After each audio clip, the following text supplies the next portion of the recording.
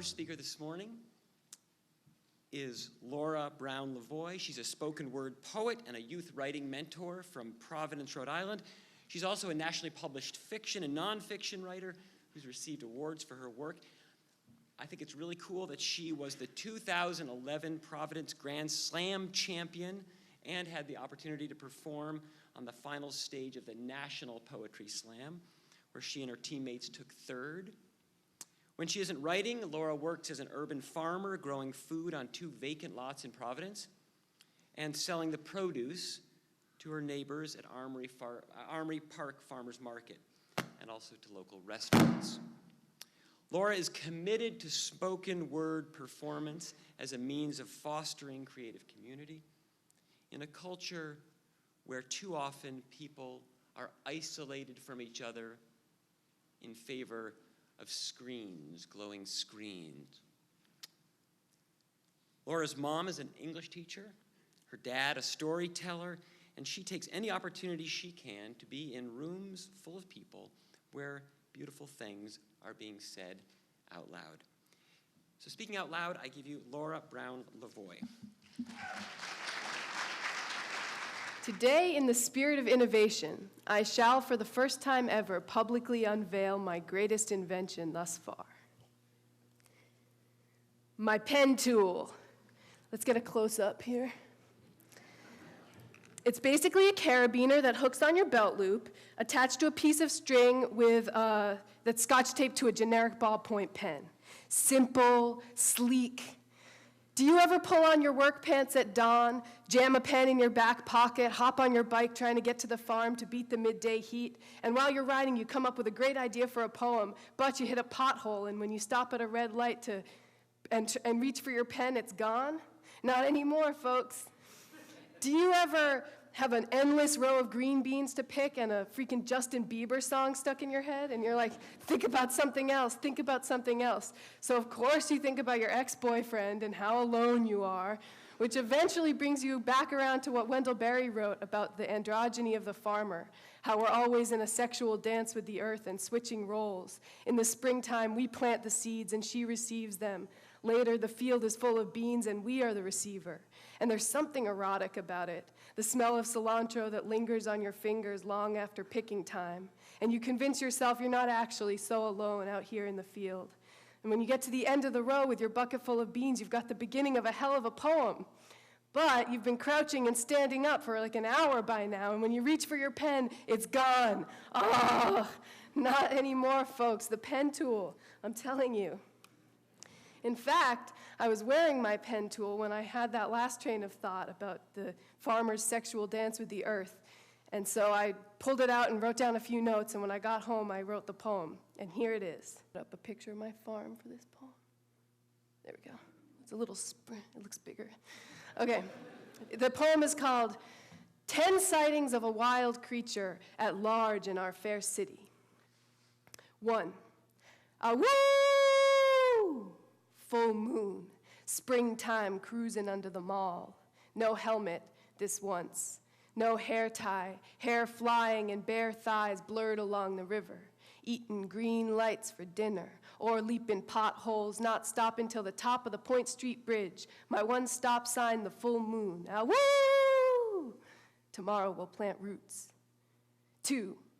Some kind of boy-girl biking to the farm at dawn. Strong arms, long legs, I got a shovel, a rake, muscles where muscles should be, hair where hair grows, and only the grass knows what's up my skirt as I stride through. The peeping grass, it licks my calves with dew. 3. Or, after work, only the sea can hold this naked body. Only a fire on the beach, I let the heat put its hands all over me. 4. Cantaloupe porno, sticky orange dripping down my chin. Aw, skeet skeet, motherfucker. Aw, skeet skeet, goddamn. 30 future melon plants I spit into my hand. 5. Summertime, the asphalt's a hot skillet I skitter across like a drop of water. But the grass at noon is cool. Give me a snack, a quick nap, and I can work well past the rise of the moon. 6. If indeed happiness can be eaten, it is straight off the vine. salted with the sweat around my lips. It's a bite with some grit, happiness, that fat carrot I wipe off on my jeans. 7, or happiness must be stalked like prey and caught that way, wild and chased and held between the teeth. It usually escapes, but when I catch it, it's a feast. 8, gentle now, gentle with the pregnant earth. Fingers slip into the dirt over and over. End of October, garlic breath is sexy when dragon puffed visible in the chill. Astonishing still, this brave green tip pricked with snow coming. 9, finally now, arms deep in the leaf pile. Sweet trial, load after load, spread thick and steaming over the rows, the way a lover pulls the blanket up over her beloved before they sleep. 10, woo! Full moon, cruising home through city streets, climbing alone into cold sheets, finding heat, being in heat. I have longed for the touch of a calloused hand, and then found the calluses on my own hands. Thank you. The pen tool, I'm telling you. So I've got a lot of great tools, but this one's my favorite. Maybe because it forms a sort of bridge between my two favorite selves, the farmer and the writer. I've thought a lot about that first quote I put up about the kinship between farming and art because it makes a lot of sense to me. Both are a chance to work hard creatively and produce something. Both are good if you're introverted. I happily spend hours alone at my desk writing a poem or alone in the field planting salad. And then also both farming and writing, especially spoken word, have the bonus of eventually connecting me again with other people. I emerge from the solitary work to sell salad to my neighbors at the market or to read my poems in front of a room full of people. And either way, we all feel fed afterwards, mind fed or body fed or heart fed. So the word heirloom is, so it's seed ordering time, and the word heirloom is everywhere in the catalogs. Heirloom beans, heirloom squash, and I know what that means. Old, open-pollinated varieties from before the age of hybrids. And I know how it feels, too, because I have lots of seeds I've been saving since I started, or seeds I've inherited from other farmers. That first sack of Maine garlic John gave us when I said we were starting out, or the sweet red and white striped tomato Katie gave me one August afternoon when summer was still that favorite aunt spoiling us with gifts. We spooned out the pulp and saved the seeds, dried them out on newspaper, and that tomato, man, it fruits like crazy all summer long, a real gem. So, heirloom, yeah, I know what that means. But I looked it up in the dictionary anyway because most words have more meanings in them than you realize. So, heirloom is heir plus loom. Heir is one who inherits property or a title, or, and here's where it gets kind of poetic, a legacy. Loom is originally a tool or utensil. So an heirloom is some kind of inherited tool. Now, some people probably inherit actual tools, their grandpa's hunting knife or the broad fork mom used in the garden. And then there's the royal heir, a prince, say, whose inheritance, if it's a tool, a utensil at all, is probably the proverbial silver spoon, but whose true inheritance is the title, to be eventually king. Me, I'm a first-generation farmer. My parents are school teachers, and I grew up in a city, so there's no land or useful tools to pass down in my family. Of course, there's my born into privilege, the middle-class existence that allowed me to get a college degree, and in the meantime realized I'd rather be outside or reciting my poems at a bar.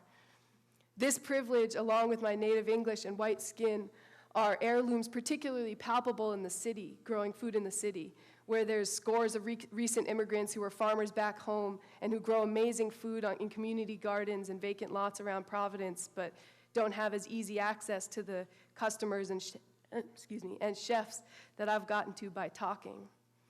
The privileges that allow me to do the work I do are an inheritance that troubles me.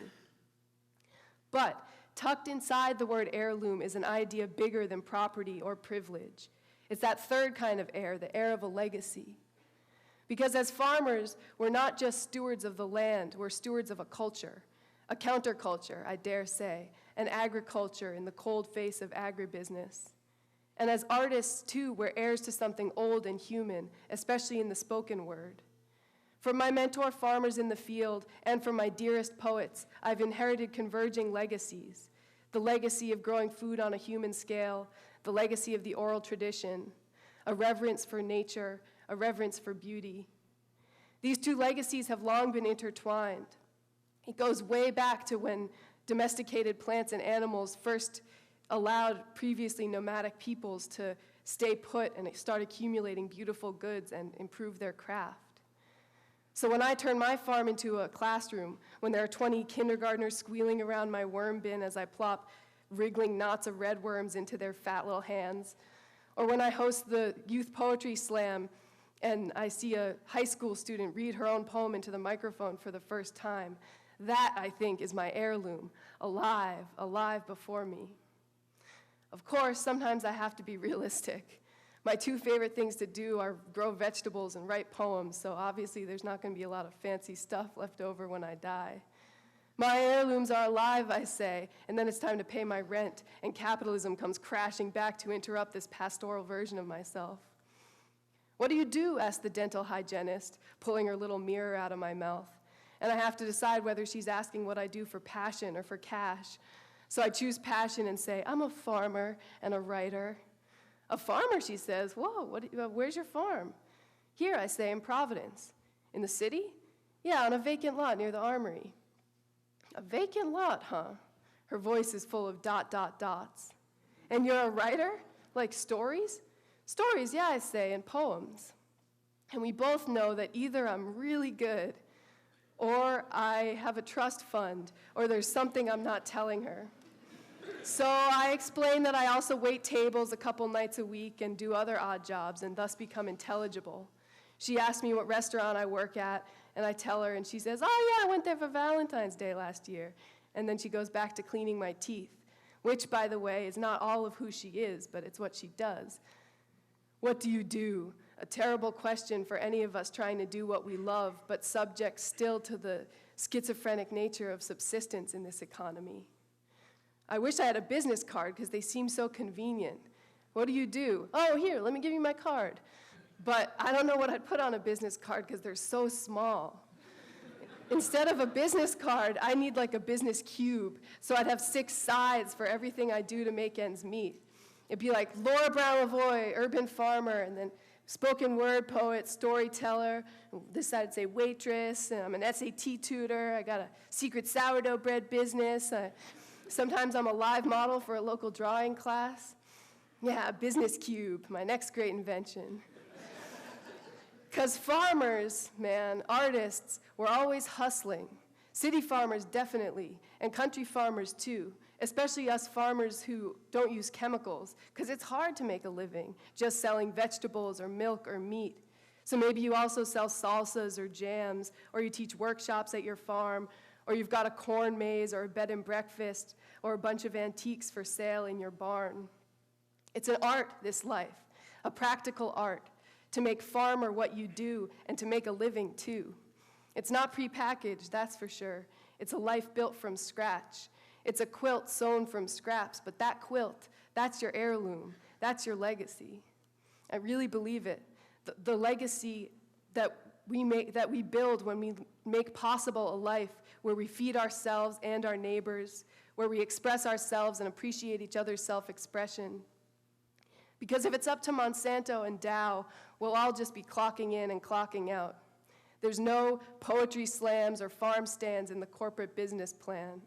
No, we've got to protect our heirlooms, really protect them and pass them on.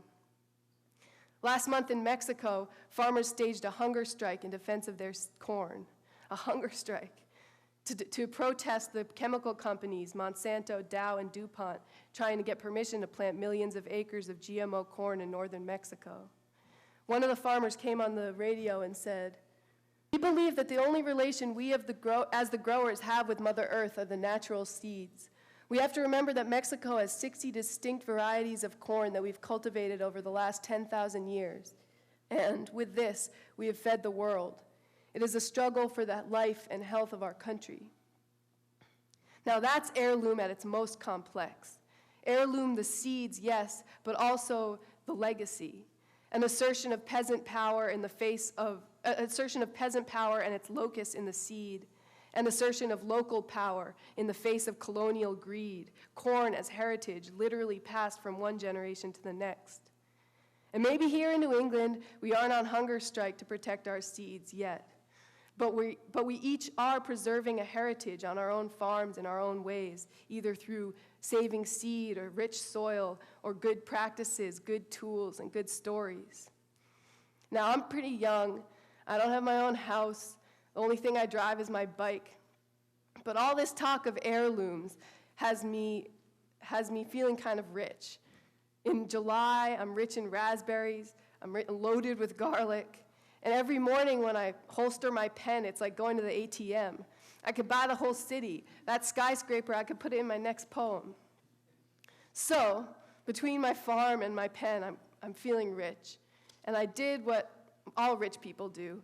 I wrote down what should happen to my crap when I die. And that's the poem I'm going to leave you with today. It's called First Draft of My Last Will and Testament. I, Laura Brown-Lavoie, being of wandering mind and sweat-salted body, being still young enough that my own death is some distant country I've heard of but never seen, being nevertheless familiar with the still stiff body of an old chicken on the coop floor one morning, and having the following spring sifted its little skull from the compost, and through that small death being somehow more at home with the idea of my own, do hereby make, publish, and declare this to be my first draft of my last will and testament. To my heirs, mine by blood or friendship or vocation, to you fellow stewards of the land, you fellow poets, you humans who hunger, you humans who love. To my heirs, there are no jewels. But if one cold morning when I am gone, you are in the garden after a frost, and from the curled fist of a leaf of kale rolls a perfect pearl of ice to your palm, this is your heirloom. There probably won't be royalties, but if one day, like a patient thief, you are standing before the padlocked safe of your heart, twirling and twirling the lock, when suddenly all the cylinders drop into place and you've found the code to open it, and there inside are all your poems waiting to be written. This too is heirloom. And finally, to my heirs, you artists of living, you who are always crouching and standing up, I leave my pen tool. Yup, this shit is open source. And I sure hope that Bic has open stores. I bequeath you all my poems. Now go make yours.